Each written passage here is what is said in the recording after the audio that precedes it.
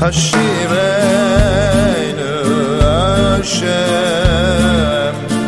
Eilecho v'noshuva Chadesh, Chadesh Yameinu Chadesh Yameinu Kegedem.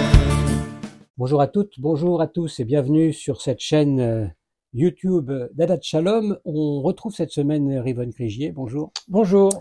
Pour une pratique qui, bien que quotidienne, demeure quand même assez mystérieuse, il faut bien le dire, pour beaucoup de gens. Je veux parler de la pose des téphilines, que l'on traduit en français par phylactère.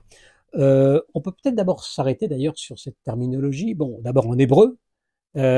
Téphiline, ça, on pense tout de suite à tefila, à la prière. Qu'est-ce que dit cette racine, donc, tav, p, lamed, Rivon Krigier? D'abord, la racine, c'est P, lamed, lamed, mais ça, c'est l'hébreu qui est un peu plus compliqué, mais oui, vous avez raison, les téphilines, le terme fait référence à la prière, comme si cet acte constituait une sorte d'invocation tournée vers Dieu. Et on voit bien que c'est un sens dérivé du sens originel, puisque dans la Torah, il y a deux termes pour parler des téphilines, hot qui veut dire signe et totefet qui veut dire, on ne sait pas trop, mais pendentif, qui fait probablement allusion à une sorte de talisman ou quelque chose qui était placé sur le front et qu'on a finalement, par la tradition orale, identifié comme le boîtier. Le mot phylactère, c'est un mot grec, phylacterion, et dans le grec, ça désigne le rempart. Le rempart pour apparemment faire allusion au côté qu'on appelle apotropaïque, c'est-à-dire de protection magique qu'offre cet objet.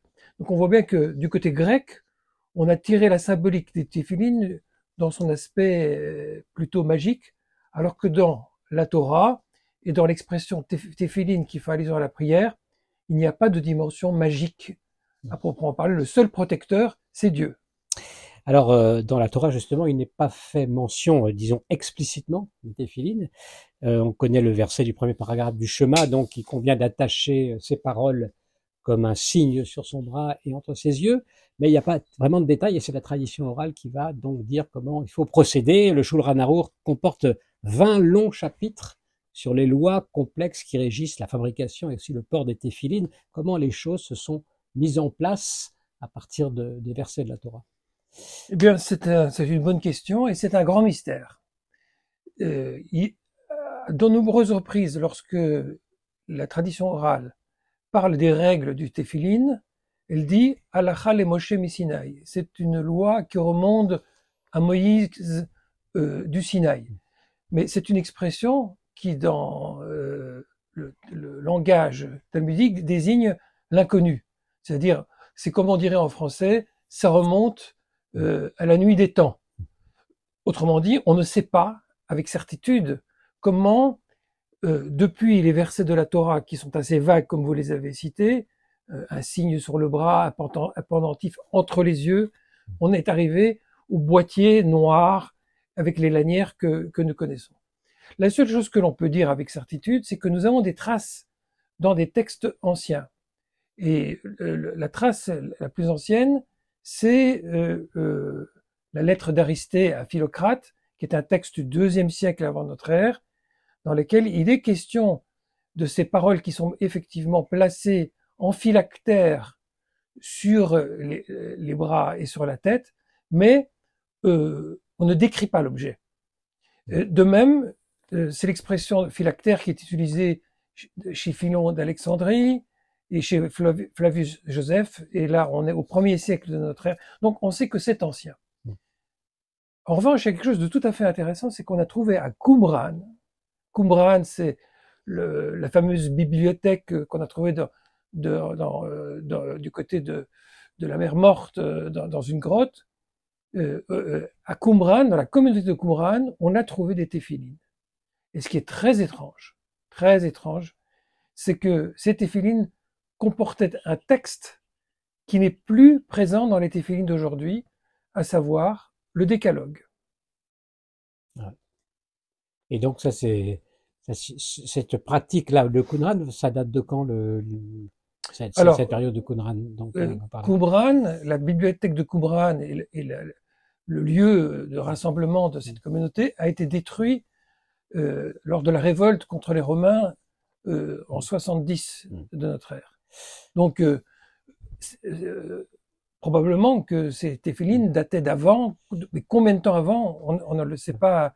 Parce que les textes qui sont dans ces boîtiers, on va y revenir, la manière dont ils sont disposés, ce sont des textes où il y a une référence dans la Torah aux téphilines. Pourquoi est-ce qu'il faudrait y ajouter le décalogue où apparemment il n'y a pas de rapport direct avec les téphilines? Alors, je voudrais vous faire remarquer que il y a 4 parchiotes, 4 extraits de la Torah qui se trouvent dans les boîtiers de la tête et du bras. Ce sont les mêmes passages, sauf que dans les boîtiers de la tête, c'est en 4 compartiments. Dans le boîtier du bras, c'est sur un seul parchemin. Ce sont 2 extraits de l'Exode, 2 extraits du Deutéronome, qui tous les 4 ont en commun tout simplement de rappeler les versets qui évoquent les téphilines. Mais vous m'accorderez qu'il est très étrange qu'il y ait un commandement qui consiste à porter des parchemins qui indique qu'il faut porter des parchemins. Ça tourne en rond. Donc on voit bien que quelque chose ne tourne pas rond et que on a perdu la signification. De fait, il est dit tu placeras tes paroles sur ton cœur et sur ton bras et entre les yeux comme on l'a mentionné, mais il n'est pas dit de quelles paroles il s'agit. Mais lorsqu'on regarde le contexte de la Torah, on voit que les paroles qui ont été juste dites avant, c'est le décalogue, justement. Donc, nous avons de bonnes raisons de penser, en tout cas les historiens émettent cette hypothèse, que à l'origine, les paroles qui sont mises dans les téphilines sont les paroles du décalogue. Et je voudrais vous faire remarquer quelque chose que beaucoup de gens n'aperçoivent pas simplement parce qu'on y est trop familier. Mais la forme des boîtiers, ce sont des cubes. Il y en a 2. Or, selon la tradition rabbinique, les tables de la loi n'avaient pas la forme arrondie et rectangulaire qui sont des tablettes romaines, qui est devenue traditionnellement la forme par laquelle on les représente. Selon le Midrash, c'était des cubes. Le cube qui lui-même, ou la forme cuboïde, qui rappelle le tabernacle, qui rappelle d'autres éléments de la tradition, l'arche. Bref, il est fort possible que les 2 boîtiers que l'on porte, l'un sur le bras, l'autre sur la tête, soient encore une allusion au décalogue. Et pourquoi est-ce que finalement ce décalogue n'a pas été retenu finalement par les maîtres de la tradition? Alors, de nouveau, nous sommes dans des hypothèses. L'explication la plus probable, c'est qu'il y a eu une polémique dans les premiers siècles de notre ère autour du décalogue entre les Juifs et des sectes, dont les premiers chrétiens, notamment parce que certains disaient que ce qui avait été vraiment révélé au Sinaï, c'est le décalogue uniquement, et que la tradition de Moïse n'avait pas le même degré d'autorité, et donc c'était une manière de disqualifier ce qu'étaient les lois de la Torah telles qu'elles sont développées dans le judaïsme traditionnel. Donc on a eu peur qu'on surévalue le décalogue aux dépens du reste de la Torah. Donc il est possible que ce soit ça l'explication de la disparition, comme d'ailleurs, et il faut s'en étonner, le décalogue a quasiment disparu de la liturgie. Dans une prière habituelle, on ne lit pas le décalogue. On lit le Shema Israël, on lit d'autres choses, mais on ne lit pas le décalogue. Il y a, finalement, une tradition que, en tout début, pour rappeler un certain nombre de textes, certains relisent le décalogue, mais ça ne fait pas partie de la trame essentielle de la prière. Donc on voit bien qu'il y a eu une occultation et qui est le fruit de l'histoire, apparemment de la polémique. Pour pas qu'il fasse de l'ombre aussi, effectivement, à tout le reste, à la loi orale notamment. Voilà, pour pas qu'il fasse de l'ombre, mais le paradoxe, c'est que du coup, on a perdu sa place, si elle était bien celle qu'elle occupait, dans les tefilines même. Alors, autre question, Rivon Krigia, il y a donc, comme vous l'avez dit, 4 passages de la Torah sur ces bandes de parchemin insérées dans les boîtiers. Dans le téphilin du bras, les 4 passages sont inscrits sur un seul parchemin, tandis que sur ceux de la tête, eh bien, ils sont inscrits, les 4 parchemins, de manière distincte, dans des cases distinctes. Pour quelle raison il y a cette différence entre les téphilines de la tête et du bras, étant entendu que ce sont les mêmes textes? De nouveau, il n'y a pas d'explication officielle. Halacha le Moshe Sinaï, c'est une loi qui remonte à la nuit des temps, à Moïse au Sinaï. Mais on peut comprendre, on peut deviner la logique. On peut deviner la logique. La tête, elle est rationnelle, elle classifie et elle montre qu'il y a 4 passages distincts tirés en différents endroits de la Torah. Dans le bras, ces 4 parchiotes sont unifiés comme pour dire que dans l'action, ce que la rationalité sépare doit s'unifier pour être pleinement traduite dans ce qu'on va accomplir. Donc on comprend la logique qui est derrière. Il n'y a qu'une seule façon de faire un acte finalement, alors qu'on peut avoir plusieurs idées pour l'intention de faire l'acte. C'est un peu ça qui est traduit. Oui. On peut le dire comme ça. Mais je voudrais ajouter que il y a d'autres distinctions entre les téphilines du bras et ceux de la tête. D'abord, dans ceux de la tête, on voit sur le boîtier lui-même la distinction entre les compartiments. Il y a une fente entre les 4 parties, alors que le boîtier du bras forme un seul bloc. Sur le boîtier de la tête, il y a quelque chose de très étrange, c'est qu'il y a un shin, la lettre shin, et de l'autre côté, du côté opposé, il y a un autre shin mystérieux à 4 branches. Et ça pose question, n'est-ce pas? Oui. Et vous me la posez. Peut-être que vous avez. Mais je voulais que vous me la posiez. Là encore une fois, pourquoi mystère? Certains disent le shin à 4 branches, c'est le shin de l'avenir. Lorsque cette lettre sera corrigée et arrivera à sa plénitude. Mais il y a une explication beaucoup plus simple, qui de nouveau nous renvoie au fait que les téphilines font allusion au décalogue. C'est qu'il y a un verset de l'Exode qui dit que l'écriture de Dieu sur les tables de la loi traversait de part en part les tables et qu'elles apparaissaient de l'autre côté. Or, si l'on regarde le shin à 4 branches, on voit que entre les différentes parties du shin, les parties supérieures, se dessinent 3 espaces qui forment un shin, mais un shin en creux. Or, il y a l'idée que, puisque c'était chaout, selon l'expression du verset, c'est-à-dire gravé, que l'écriture était gravée. Donc le shin à 4 branches laisse apparaître un shin à 3 branches en creux. Et c'est de nouveau, je le répète, une allusion aux tables de la loi. Mais puisqu'il y a un shin en relief également, la tradition explique que ce shin en relief, c'est celui tel qu'il apparaît dans le Sefer Torah. Parce que dans la Torah, les lettres sont comme collées, placées. Quand on regarde de près un Sefer Torah, on voit que les lettres sont en relief. Donc il y a dans les boîtiers à la fois allusion à l'écriture de la Torah sur parchemin et l'écriture de la Torah sur les tables de la loi. Et remarquez là un point que aussi encore une fois est une évidence, mais qui mérite explication. Pourquoi nécessairement ces téphilines doivent-elles être peints en couleur noire? Il est interdit d'avoir des téphilines rouges à pois vert, par exemple, si on trouve ça joli, comme on peut le faire, par exemple, pour un talit. On peut mettre toutes sortes de couleurs sur le châle de prière. Mais les téphilines doivent toujours, sur le côté extérieur, être noirs. Mais vous avez l'explication. C'est que l'encre avec laquelle on écrit un Sefer Torah est une encre noire. Et en réalité, regardez la symbolique comme elle est très forte. Quand on noue les lanières sur le corps humain, c'est le corps humain qui est parchemin. D'ailleurs, le parchemin, c'est du cuir, c'est de la peau. Hein. C'est comme si on écrivait sur notre corps les lettres de la Torah. On se transforme en portant les téphilines en Sefer Torah. C'est une logomorphose. Nous incarnons la Torah au moment où nous portons les téphilines.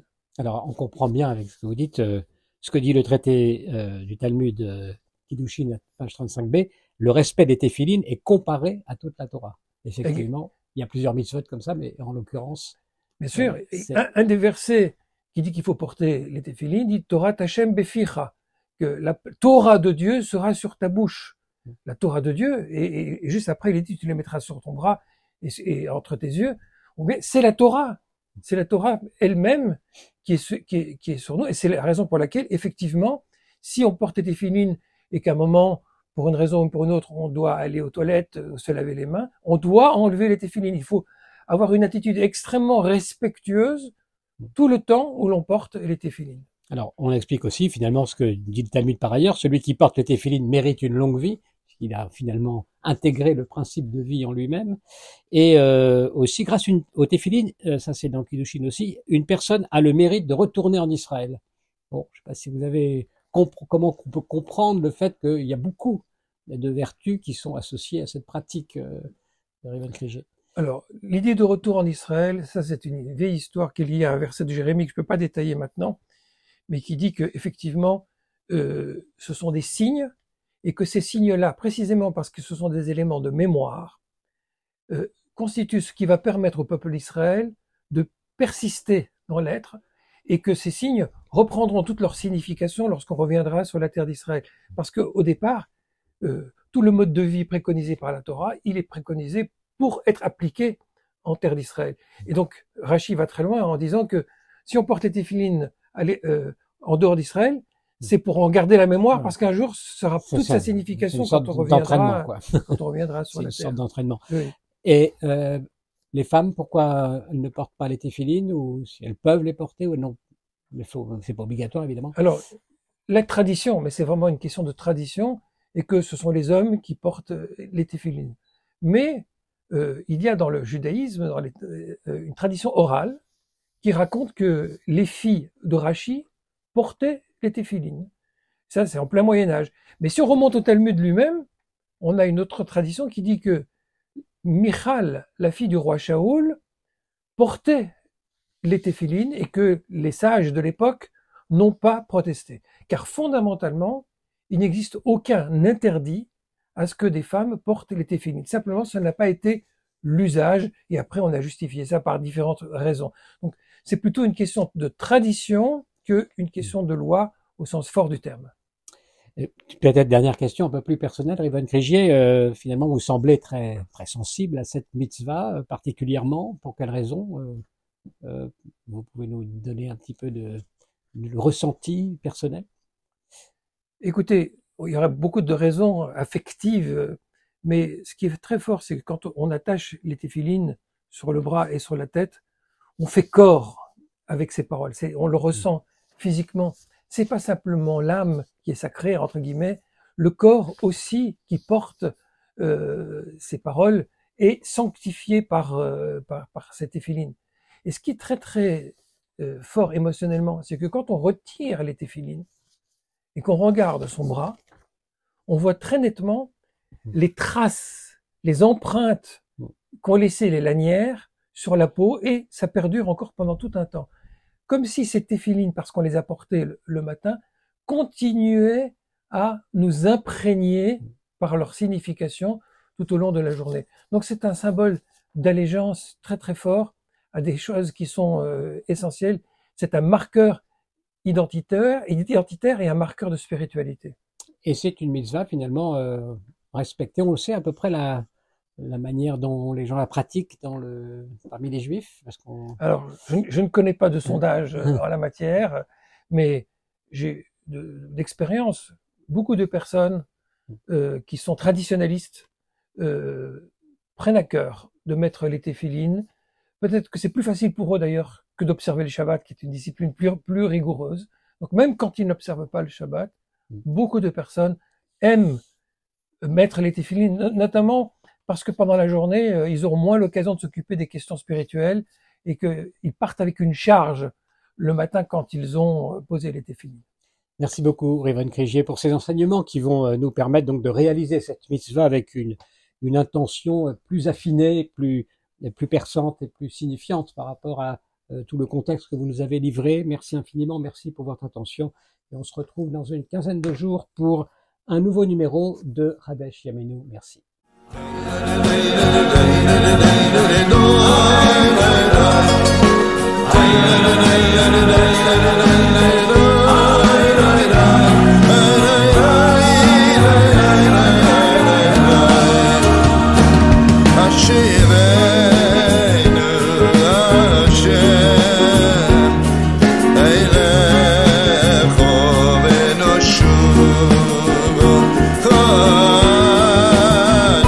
Kadesh Yameinu, Kadesh Yameinu.